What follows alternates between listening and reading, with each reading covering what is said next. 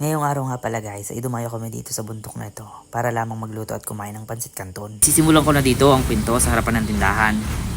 Bago kami umalis, bumili na muna kami ng lulutuin namin na pansit canton. Si Alvin nga pala ho yung kasama ko diyan. Dini kami bumili sa paboritong tindahan, paboritong utangan pero hindi binabayadan. Nag-iisip pa nga pala kami dyan kung anong aming bibilhin. Tapos naisip namin wala na pala kaming pera. Kaya pagkatapos namin bumili, ay di kami gumura na. Bali, ito yung mga bandang alas 3 na ng hapon din sa amin, siguro sa inyo rin. At bago nga pala ho kami tumuloy, dumaan muna kami din sa hardware. At naalala ko, may dala nga pala kaming tungkuan, wala naman kaming dalang pangkatong. Ay paano ka magluluto doon? Ay mahirap yon. Kaya kami dumaan din at bibili. Kami nga ho pala ay medyo natagalan pa diyan at hindi daw baga makita yung pangkatong. Ay sabi ko yung marinde. Pero maya may nakita na rin, kaya kami nakabili rin. Bali, ang binili pala namin din yung panggatong ay yung butane at yun ang aming gagamitin. At pagkatapos namin bumili, edi kami gumaro na. At medyo malayo-layo pa yung aming pupuntahan, ay baka kami gabihin. Tapos habang kami nabiyahe, ay di yun, ano pang gagawin? Ay di kay butigan ng butigan. Tapos makalipas nga lang ho ang ilang saglit, ay di pumasok na kami din sa arko ng aming bayan, sa bayan ng Mulanay. Tapos may nasundan pa nga ho pala kami dining mobile. Ay di kay kabado binti. Sabi ko huwag mong u-overtikan yan at baka tayo mahuli ay marindi. Pagkatapos nga ho ng ilang saglit, ay di papasok na kami sa bayan. Sabi ko din sa kasama ko yung ngiti muna ang ngiti. At dini daw ho sa bayan na rin, bawalan na kasi mangot at laging galit. Ay kalaki nang nakalagay na smile Mulanay. Ay baka kita hindi papasokin na ito toong marindi. Tapos bago nga ho pala kumahan din may mga pulis na nang huhuli. Oo, wag nang magreklamo basta tikay huli. At pagkatapos nga ho ng 10 oras sa biyahe, edi lumiko na kami din sa barangay Di Maabot, Sitsuguot. Ha? Ano raw? What? Basta cruising aring nilikuan namin. Tapos habang nga ho kami nagbabiyahe, ay di aray, pakit muna sa camera, ay anong gagawin? Ay baka namamaligno na. Maya pa nga ay dini, may nadaan na naman kaming ilog. Tapos ay paahon. Ay awa na dini. Ay tanong ako sa kasama ko kung alam pa ba ganyan yung aming pinupuntahan.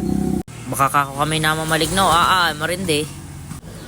Huwag kang dungo ng dungo diet, baka kay Manono. Talaga naman tingin sa daan, tingin Makalipas naman ng ilang saglit dumaan kami din Ay sabi ko, tika, tigili. At ako'y bababa. Tapos ay iatras mo din Ayun. Pagkadating namin labas si Antong ko at labas si Anggatong at kami magpapakulo.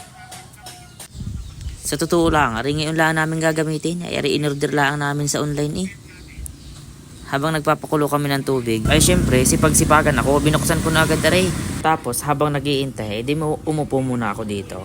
Tapos habang nga kaming nagbubutigan, ay may bigla nga kaming naalala. Naalala namin may dala pala kaming milk tea sa sakyan at may nag-sponsor sa amin. Ay di kinuha muna namin. Pagkatapos sabi ko diyan ako'y tawagin mo na lang ang pagluto na, ikaw nang bahala diyan. Alam naman yung kasama ko na yan na pagdating sa pagluluto ay sa pagkain niya lang ako maasahan. Kasundo kami. Tapos habang ako naman ay nakaupo, ay pinapanood ko naman ang magandang view na Sabay kanta naman ako ng kapag napapatanaw ako sa ating kalangitan, lalo ko lang natatanggap ang kalapitan, na balang araw lahat tayo ay mapapalitan. Huy, piling singer ka naman dyan boy. Pero sa totoo lang ang sarap talagang panoorin na rin bughaw na langit na At pagkatapos naman ng 10 oras ay tinawag na ako at luto na daw. Ilalagay na lang daw yung asin at bitchain. Tapos iminekos-mekos na yan ni Insan. Tapos ay tingnan mo naman yan.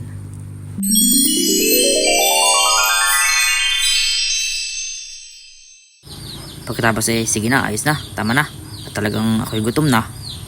Pagkatapos naalala namin, isang kanister lang pala yung aming daladala. Ay di ako walang kakainan. Ay sabi ko, sige, ako'y din nalaan sa takip. Ayos na ako din Tama naman yun.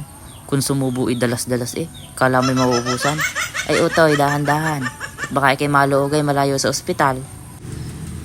Tapos naalala ko, yung camera pala namin ay nasa likuran. Ay di sabi ko, tikat, ililipat sa harapan. Bay pagka tayo nakatalikod sa camera. Hindi makikita ang malaking subo niyan pag nakatalikod. Pagkatapos naming maayos, di ano pang gagawin? Di kakain uli.